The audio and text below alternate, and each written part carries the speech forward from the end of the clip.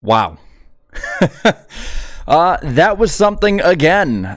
For those of you who had seen me earlier in the day, welcome back. For those of you who are new here today, welcome to the show. Uh, that was insane in good and bad ways. We will get to talking about Josh Williams in a bit. I promise you that. We will get to the nonstop crashes and the marathon that this race was in a bit. I promise you all that. But for now, I want to first thank Eric W. for gifting 5 memberships. I am very, very happy for that. We're over 100 at this point. And so that's awesome. And also, please like the stream. Let's get as many likes as we can on this one. And if you're new, subscribe. We got subscriber only mode. So if you want to chat, subscribe. And we're all going to be talking about this one. So awesome, awesome stuff to see from you guys, your guys' front. The race. If you want to even call it that for the first half at least. It was something. It was something. We are going to get right into it, though. I'm going to read you off the unofficial results, not the official ones just yet, because we don't know for sure how they're going to place different people. You guys might have to help me out with it. I saw the first update, but they'll probably update it more. But let me know what you thought in the chat. I want to see what you think about the 2023 Raptor 250. It was definitely memorable. Let's get some of these finishing order and statistics and everything read out, and let's get into the show. Starting out, there were 163 laps in this race. That means that of the lead changes too, there were 12 cautions, but that means all of this took 2 hours and 50 minutes and 27 seconds. Nearly 3 hours for an Xfinity race at Atlanta. I mean, some of it can be shortened up if you get the cautions fixed, like the pace of the cautions. But with so many cautions, we knew it was going to be long. I was counting. The first stage took almost an hour. The second stage did take about an hour. And it was a marathon, man. But let's read some of these super chats. We'll run right on into the finishing order. Thank you, Groovy Goose, for the 199. Got 2006 Baldega vibes and flashbacks with that finish. Yeah, I thought we were going to see front 2 spin out in the grass in third place, who ended up being Ryan Truex. I will let you know that. Getting the win. Now, Marky Mark, thank you for the 5. Josh Williams earned my respect, and happy birthday to your mother. Yes, if you want, spam some birthday cakes. Happy birthdays for my mom in the chat. Mom, if you're watching, which I hope you're not because you're at dinner right now enjoying it with the rest of the family, be sure to wish her a happy birthday, and I'm hoping you're still having a really good birthday. But yeah, thank you guys, by the way, for before doing that and after. I appreciate it, and I know my mom will appreciate it when she sees it. And thank you, Antar Das, for the 5. I've been a fan of NASCAR since I was 5, and whenever I see fans asking for something, I'm always cautious by saying, be careful with what you wish for. I'm curious what you're saying with that, but I understand because people forget a lot of fans before Atlanta was redone were asking for, closer racing. That's when we got the 550 package. So yeah, I got some vibes on it. NASCAR fan 93 100, please do a video on the time Penske got penalized for illegal rear end suspension parts at Texas. Well, hold on. I'll write that down. That way I can look it up and do some research on it. Illegal stuff and things. Texas 13. Yeah, I'll look into that. By the way, keep liking this stream, guys, and thank you so much for the happy birthday wishes to my mom. Let's get into the finishing order of this, and then anything else that rolls in, we'll read it once we get through the finishing order. Unofficial results. Right now, We know Austin Hill, once again, the winner. By the way, everyone was right on the podcast with this, so we all got max points for this, 3 bonus points for picking the Xfinity winner. And I got to say that, it's not like it was easy for him. And he made a mistake at the end. He blocked the wrong lane at the end and almost turned himself off Parker Kligerman. He blocked the wrong lane, I believe, at Talladega last year when I was there. So something to watch. Austin Hill has great cars. He's a great super speedway driver, but decision-making might be something to watch, especially if he moves up to Cup soon. Second place was Daniel Hemrick. Ryan Truex ended up in third. Parker Kligerman came backwards across in the 4th position. So amazing finish for Kligerman. Great race overall. And memorable finish for Kligerman. And then 5th place, Riley Herbst, keeping the consistency alive. I'm telling you, if Riley Herbst ran at the super speedway, but he's run pretty well at other races this year. If Riley Herbst keeps the improvement going, I could see him getting multiple wins this year. And I'm not even joking about that. I know I have given him crap before, and I think at the time it was justified, but he in a lot of ways is carrying his equipment better than Ben, and he's outrunning his teammate. So good finish, top 5, solid one by Riley Herbst in that number 98 Ford. Brett Moffitt finishes 6th, Josh Berry 7th, John Hunter Nemechek 8th, 9th is Sam Mayer, 10th is Justin Haley. After that, we got Ryan Sieg in 11th, Cole Custer 12th, Poole finishes 13th in that number 6 car. Anthony Alfredo recovers to a 14th place finish after going to the back. Clements with the 15th, Jeb Burton with the 16th, Sammy Smith 17th, 18th, Emmerling, Brandon Jones 19th, 20th, Greg Galding. That's your top 20 right there. I'll get to that super chat in a moment. And then let's finish this out, though. We got Creed finishing 21st. Finally got back in the lead lap, got a few positions. Those might be important come playoff time, come top 10 seeding time, bonus points, all that stuff. Blaine, I believe it's Blaine Perkins in 22nd, Ellis 23rd, Chad Chastain in 24th, and Joe Graff Jr.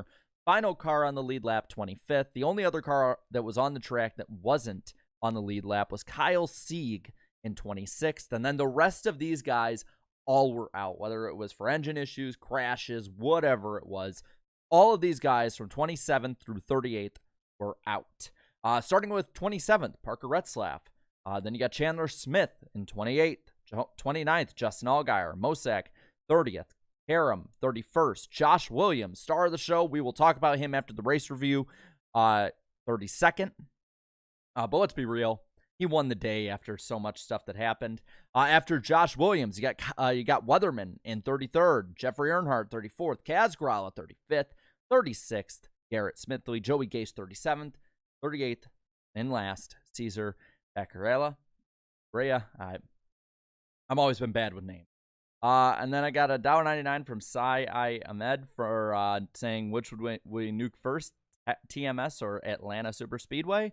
Still Texas. I'm still not a fan of Atlanta Super Speedway, but I can deal with this compared to the poor racing the Texas has shown.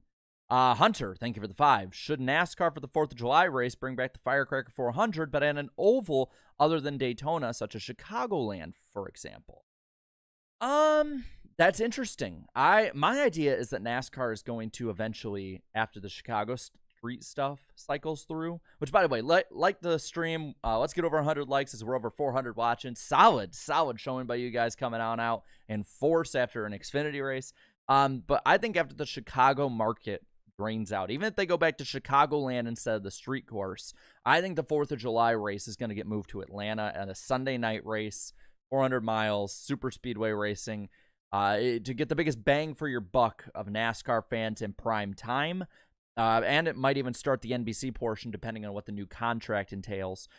So I think that I would love to have Chicagoland back as the 4th of July race, or at least around there for a bit. They had it for a while, or at least around that time. And I thought, as a fan who attended every year, it was so much better than being there in September. Workman, how's it going for 2? Left and switched to Hunger Games during the second caution. You missed a lot. Whether or not you would like it, I don't know. But yeah. Napa Racing Fan brings up a good point. Chicagoland, thumbs up. Everyone mentions 2018. 2019 was fantastic as well. Yeah, 2019 was good with the 550 pack. But let's get back to the Xfinity Series on this. Let's talk about this dumpster fire of a race. I will say this, from a pure entertainment standard, yes, I was entertained. That does not mean I liked this race or thought it was a good race. I thought it was a dumpster fire. I thought Josh Williams was the only reason I kept watching. He got my interest there because I knew at that point this race is going to be goated forever because of that. And as mad as NASCAR wants to get about that, I'm telling you, they're going to use it in every freaking promo from this time through eternity and then one. So let's get into the race. And again, we will briefly mention the Josh Williams stuff. I want to talk about that after the race talk, just because I think it deserves its own section. And we will talk about it Wednesday night on the NASCAR Weekly Podcast. And that's one of the 3 ways I'm going to be streaming the next couple days. I'm streaming tomorrow night on this channel after the Cup race, and then Tuesday night on IDK Players channel. We're doing the NR Cup Series, Race 4 at the Nashville Fairgrounds. 19 drivers with 7 races remaining, still in the championship hunt by at least 1 race. So it's going to heat up, plus top 4 within 11 points, which is not very much in our point system. Austin, thank you for the 5. Atlanta Motor Speedway is a perfect example of everything that's wrong with modern NASCAR. It's not a super speedway. Yeah, a lot of the issues you're seeing are because of converting it to not being a super speedway. But we'll talk about that in a moment. Probably talk about that in the Cup preview in a bit. But let's get into what happened in this race. It started out early. Lap 2, Joey Gase and Cesar Beccarella. Never going to say that name right, I feel like. But they get together, and both of them end up out of the race to start at that same time. Maybe due to a separate incident. I didn't really see because Fox didn't show what exactly happened. At least I didn't see too much because I was too enthralled in what was going on. But Brandon Jones pitted with some nose damage. He was pretty much a no-show all day, and he ended up finishing 19th. By the way, I'm going to pop up the unofficial results. If stuff changes, let me know. But there it is, 2023 Raptor 250 results, as well as the rest of the streaming I'm going to be doing this week. But after that, you had another major wreck with Jeffrey Earnhardt, Garrett Smithley, and Kaz Grala. And this is where Smithley puts his spotter on blast. Absolutely puts him on blast. The spotter says go high. The crash ends up going right up into him, and he, just ass packs it right into the cars that are up in the wall. I know, it sucks. Beccarella. Okay, that's right. And then at that point, Austin Hill said early on, and this never really surfaced up too much, but he said that the steering felt off. And at that point, I'm thinking, man, of course it's my pick having these problems. Of course it's the favorite having these problems. But that's going to be, that was, to me, I was interested in that the whole race. Ended up not being a big issue. But at the moment it was. Then you got lap 32. There was a debris yellow, and this is where Josh Williams, which we will talk about in a moment, I swear, I promise. Josh Williams had that debris come off his car, and this is where he stops on the track, gets out, has his little spiel. Awesome stuff. I'll just say this right now. You probably won't see it, but if you guys want to ask him whether or not, Josh Williams has been on the NASCAR Weekly Podcast before, and this is, at least from me, an open invitation. If you want to come on Wednesday night and talk about it, or if you're allowed to talk about it, depending on what NASCAR says, you are more than welcome to come on. This is your open invitation to come on. Whether or not he ever sees it, I don't know, but I figure I'll shoot my shot here because I would love to hear his side of things on it. Again, we'll talk about his deal in a moment, I swear. But I want to get to the rest of the race first. Sheldon Creed won the first stage. And out of the first stage, there really wasn't anyone who was too out of the ordinary that was up there, especially when it comes to super speedway racing. So we get into stage 2. By the way, stage 1 lasted 40 freaking minutes. That was insane to me. Then stage 2 rolls up. You have Chad Chastain spinning. You have Parker Retzlaff with his first of many crashes. Not his fault. Right front tire went down. 65, you have Mosak and Daniel Hemrick wrecking. Then you have lap 78, where Allgaier's crashed out. It seemed like him and Barry came together. I don't think anything was intentional. I don't really think anyone should be too blamed for it. But Parker Kligerman ends up winning this stage. And I'm looking through, and the only one that really stands out to me that finished on the top 10 for stage points is Joe Graff. He got a 10th place run in stage 2. But then the complexion of the race changed. The final stage was much more clean, clear, concise. They stayed single file for a lot of it, raced pretty well from, honestly, about 80 to go. until about 47 to go when Patrick Emmerling brought out a caution. Then Chandler Smith had to go to the garage after that. And with 25 to go or so, it got really, really racy. And it was really fun to watch because they were racing aggressively, but they were racing cleanly. And I appreciate that personally. I really do. Pack kept forming up, especially with last 15 laps. Parker Retzlaff, with 8 to go, though, has his final wreck of the day, sets the stage for what we're going to see. And we go to green, not with a green-white checker by technicality, but still 2 to go. And 2 to go, we have a 2-lap shootout. They make it to the white flag, thank God, because this race went for friggin' ever. And then you had the major crash at the finish. And I got to say, props, though, to Austin Hill, even though he made the wrong decision with picking the lines, and he admitted it in his post-race interview. The 48 of Klugerman kind of got pinched into his quarter panel, his rear wheel, and somehow he kept a hold of that long enough to get past the finish line, win the race, and the 48, like I said, gets spun and finishes 4th position backwards. Or as Darrell Walsh would say, finished backwards across there. So, again, very memorable race. A lot of stuff happened. The polar opposite of what the truck race looked like. Maybe a little too far. I'm hoping I'm like Goldilocks here, man. I'm hoping that, I look at the truck race and I'm like, too boring. I'm looking at the Xfinity race, too many crashes. And then we get to the Cup race and hopefully just right. That's what I'm hoping for. Save the best drivers for last, I guess. I doubt it'll happen. It'll probably be closer to Xfinity race. But it is what it is. By the way, over 500 watching this stream right now after an Xfinity race. Be sure to like the stream. If you're new here, be sure to subscribe. We talk about NASCAR all weekend long and week long too.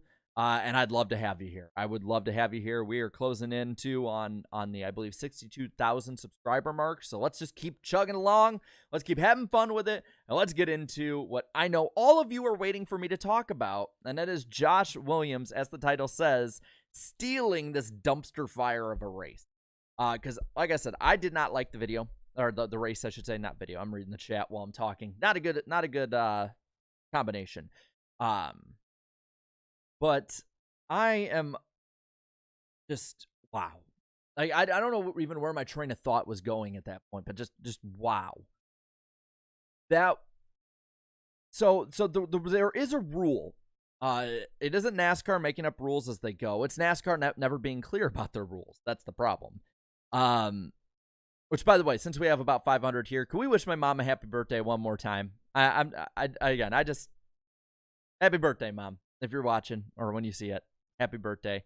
Let's get like 500 people in here wishing her a happy birthday, though. That'd be really cool. But let's get into it after we talk about Marky Mark's super chat for a moment. $5 super chat from him. Thank you very much. Hamlin replied to Williams on Twitter saying, "I'll pay your fine." Yeah, I did see that. And let's get into it because I have a feeling he's going to get a little harsher penalty than a fine.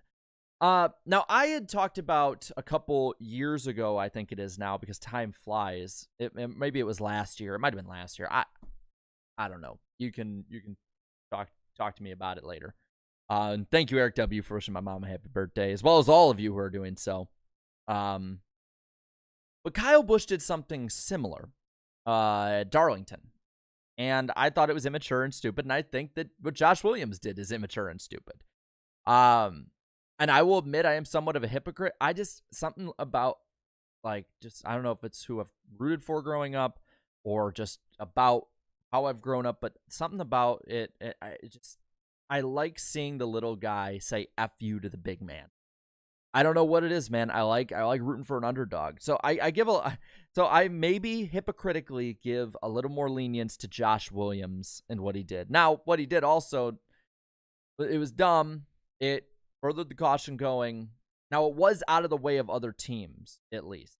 It was on the bottom of the track. It wasn't in the middle of the garage opening. They ended up parking it right in front of the NASCAR hauler. But before that, what we should get to is that Josh Williams, like the legend he is, and I've met Josh Williams both on the show, or not this show, the NASCAR Weekly podcast, as well as in person. I've talked to him multiple times, and that dude, funny. He is just funny as hell to talk to. He's an open book conversation. he is like one of the definitive reasons why I think there should be more coverage on that side of the garage, and why guys like Brock Beard are doing God's work showing it. But he, like the legend he is, sorry about that, he gets to the finish line, parks the damn thing, and just gets out and walks to the pit road.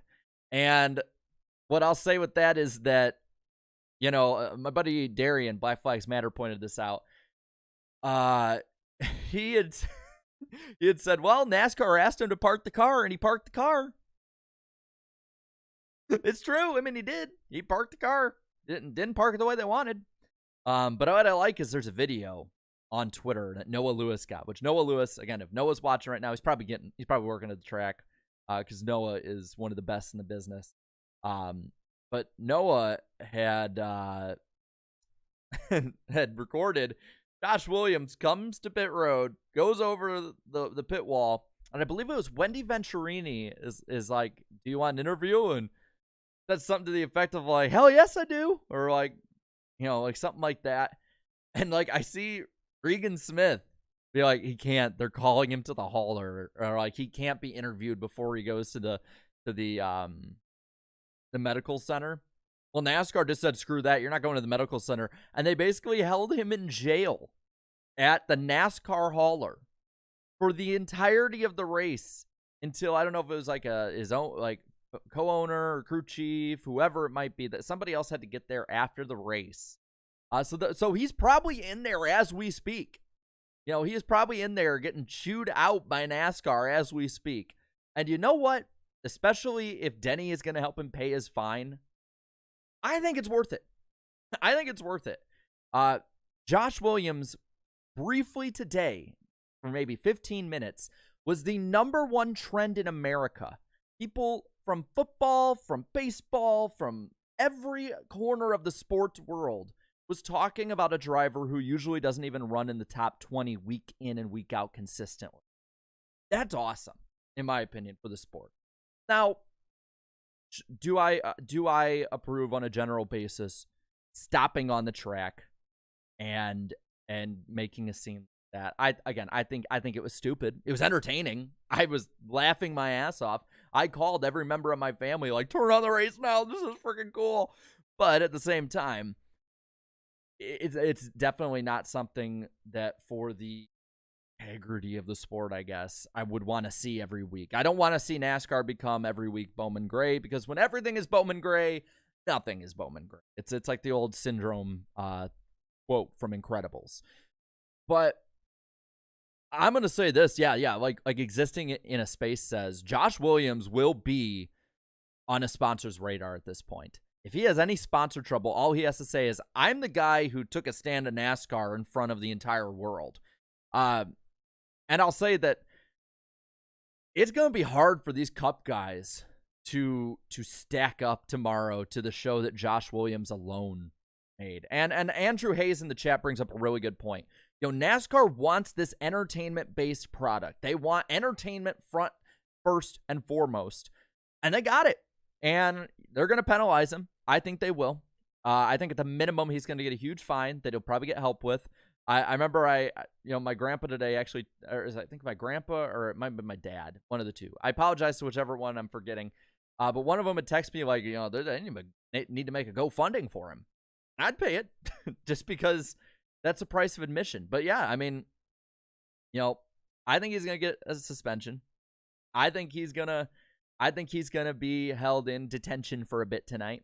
I don't think we're going to see him next week. We might not see him for a couple weeks, because in a lot of ways, NASCAR is a lot harder on the back of the pack relatively than they are on the front of the pack. Josh Williams, regardless of the national attention he's getting, will not be the make or break for NASCAR the way a Chase Elliott, a Kyle Busch, a Kyle Larson. I'm not saying anything bad about any of them. I'm just using them as an example. He's not that important to the Xfinity Series and NASCAR as a whole. It's unfortunate to say. I like him, man. But is what it is. And before we get to the rest of it, I want to talk about these two. Mittens, the racing cap for 2. Jarrett, can we get Jeff Favignano on the podcast this year? I think so. I mean, Jeff and I, and Jeff and just the podcast guys in general, we're all really cool with each other. We follow each other. So I'll hit him up about that. Let me write that down really quick. And I saw somebody ask about Adam Stern. I can probably DM him or text him about it, one or the other. But I know Adam's really busy. But if he has any free time on his schedule, I think I'll at least shoot to make it work. He's a good dude, really good guy. Nanantar Das for 2. Integrity of the sport? What integrity? I'm just using it in the way NASCAR would view it. I'm not saying that it's, I'm not saying it's the integrity it had 20 years ago. But this is the stuff NASCAR wants, and NASCAR got it today. They can't be too mad for fueling this type of culture. But I mean, this stuff isn't just a NASCAR thing. I mean, I remember times at my local short track, people would, just park their car in the infield and get the hell out. So it's not just a NASCAR culture thing. Like, in a lot of ways, that's very much short track racing type of move. Seen it in other forms of motorsports, and I had a lot of fun with it, man. Or as Napa Racing Fan 927 put, integrity. I made the joke where I was like, I had Cartman over him, and I was like, screw you guys, I'm going home. Hold on, I'm getting a picture shared with me. I want to make sure.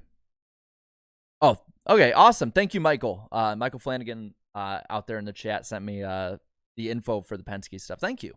I appreciate that. I'll definitely look into it. Probably not tonight, just because I got a lot to do after this. But thank you. I'm just reading another comment. Ricky Racer 54. They said park it. They didn't say where. Exactly. Evan in the chat is saying, should NASCAR try and break up the packs on super speedways like they did in the early 2000s? I don't think they want to. I don't think, like I said in the stream though before, I do not think this Atlanta will remain a pack race for the long term. I think it's going to turn into a highly banked 1.5 mile Darlington type where they're glued to the wall, and maybe they have to make a grip strip. Maybe they have to reconfigure it again. I don't know what it is, but I don't see this being a pack forever. I see it maybe being a hybrid, kind of like the old Michigan races for the Xfinity Series were from about, I want to say, 2014, 15 through about 16, 17. That's what I say about it. I think that's what it's going to be personally. By the way, this is our most watched Xfinity stream ever, so be sure to lick the like button, subscribe if you're new. Like I said, we're fast charging to the 62,000 subscriber number. My bad. Dry throat. My bad. I'll get some water after this. One other thing I want to point out before we talk about the Cup race that's going to be happening tomorrow, unless there's anything else anyone wants to add in the Josh Williams story, we're going to be talking about that on Wednesday on Darian's channel. Don't you worry about that. Josh Williams might not have just stole this dumpster fire of a race. Josh Williams may have stolen the weekend, depending on how the Cup race goes. But one more thing I want to talk about is Justin Allgaier's quotes, which kind of got brushed under the radar, who he had said that they completely ruined the place. And like, it seems like all the drivers are feeling the same way. So with a lot of these upset drivers who have not been happy the entire time with this, it's going to be interesting to see how it goes through time. Again, something small, but just watch it. By the way, Dylan Blackwood says Antonio Brown would be proud of Josh's performance. He was, because actually, I saw on Twitter, I retweeted it. Antonio Brown had quote tweeted it. Let me, and by the way, thank you, Eric W., for the 5 new Iceberg memberships. We're well over 100 members right now. And I'm thinking the next week or so, those members will see probably a members only either community post or short video or something. And we're gonna have some fun. You members are worth it, and I want to make sure that your membership is worth more than just a couple of emojis. If anything, we might be doing a members only stream, because it might not be like a 2-hour thing. It might be like one of these. Because I still got to do the NASCAR romance novel reading stream, which at this point, because of how busy life is, I might honestly be doing that in the off week, just because that's the only time I have a solid, I mean, it's a solid 5-6 hour read, I think. So, yay me. Yay me. I need to find out for sure if it's legal for me to read somebody else's work on stream, because if not, I might have to make that like a private only stream or a non-monetary stream, maybe a charity stream or something. But let me pull up what Antonio Brown had put on the whole Josh Williams deal. I won't be able to show y'all just because my OBS has been messing up with sharing tabs. But I can read it to y'all. Damn, I tweet a lot. I apologize to anyone who hates my tweets. Good Lord. Where did it go? Maybe. Did he already take it down? I hope he didn't. Let me see. I want to like, for anyone who didn't see it, I want y'all to. Okay, yeah. He put a heart emoji and a dragon emoji. Heart of a dragon. That is amazing. I'm not seeing where, let's see, AB84 is at. I can see if he still has it up there or how far it's really reached. I'm imagining it's reached pretty far. Oh, did he already take it down? No, don't take it down. Unless it's under. No, he already took it down. What the hell, man? Ah, that sucks. Well, he had it up for a while. 334 Outdoors. Thank you for the 5. How about Ty Majeski finishing 11th in trucks? Came to South Alabama Speedway and got the pole with no practice on his slower lap. Wow. Attaboy. I didn't hear about that. I'm not able to watch much of the pre-race shows anymore because, like I said, I stay really, really busy both on and off YouTube. But I'll have to look into that more. That's awesome. Nicholas _7R. Thank you for becoming an Iceberg member. Yeah, I don't know why he took it. I don't know why AB took it down. But thank you, Nicholas, for becoming a member. I appreciate it. Well, let's get into like the last couple minutes here. Let's talk about what we got tomorrow. We have, pull this baby up. I want to get all the details for you. Tomorrow, we have the Better Health 400, a 260-lap race at Atlanta Motor Speedway, not a 500, 325-lap race. It'll be on Fox and PRN.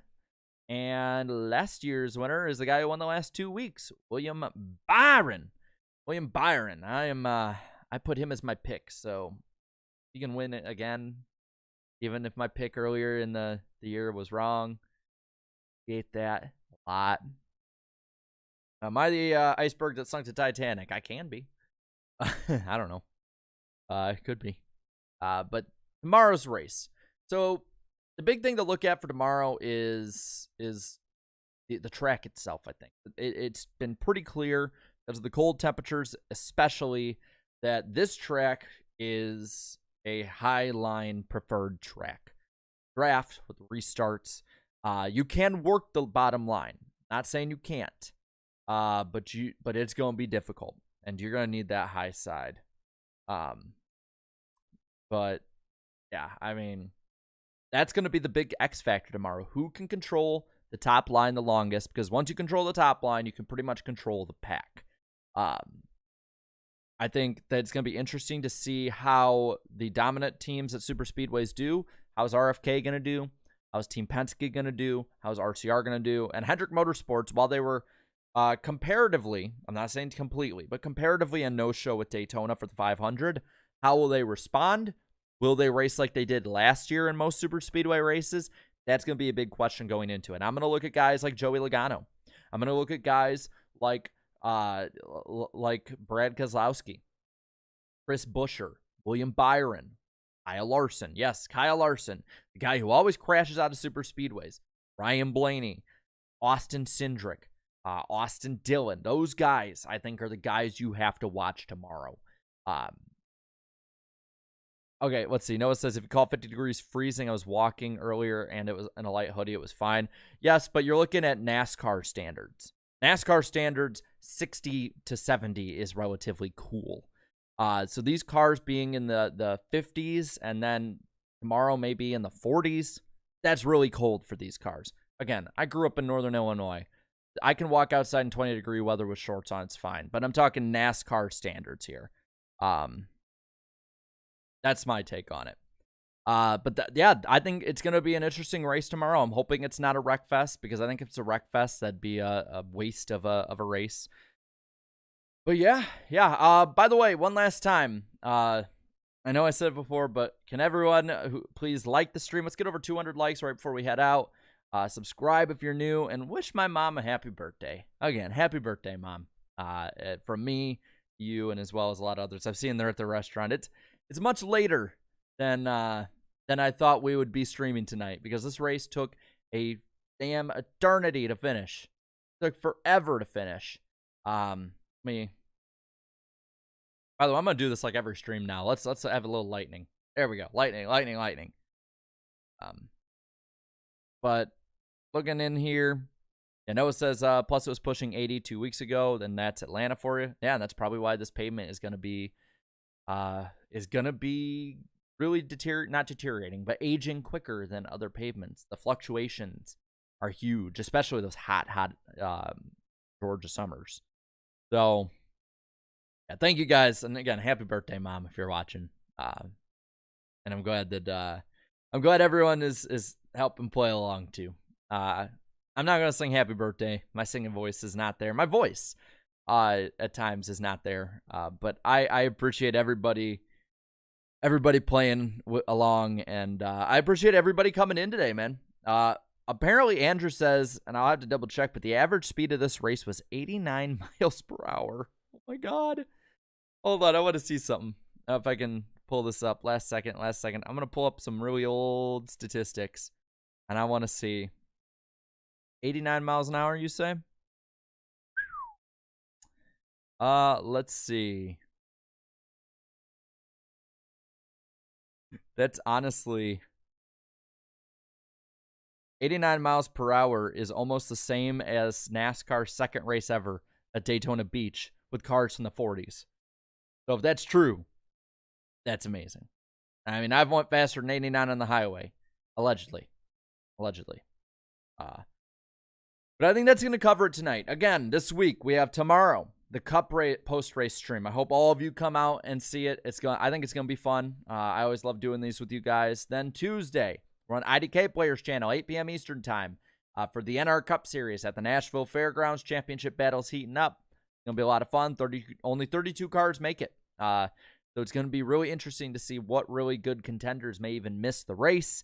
And then you have on Wednesday night the NASCAR Weekly Podcast on Darian Gilliam, a.k.a. Black Flags Matters channel at 8 p.m. Eastern Time. We're going to talk about this. We're going to talk about what we can of the truck race. And we're going to talk about the Cup race. And we're going to talk about everything else in between.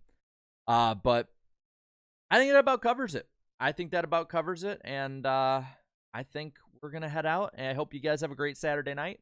I had a great Saturday night, and I'm going to probably have another one. I think me and my girlfriend are watching Alien tonight. So, fun stuff. But thank you guys so much for watching. And until tomorrow night, have a good one. Night, you guys.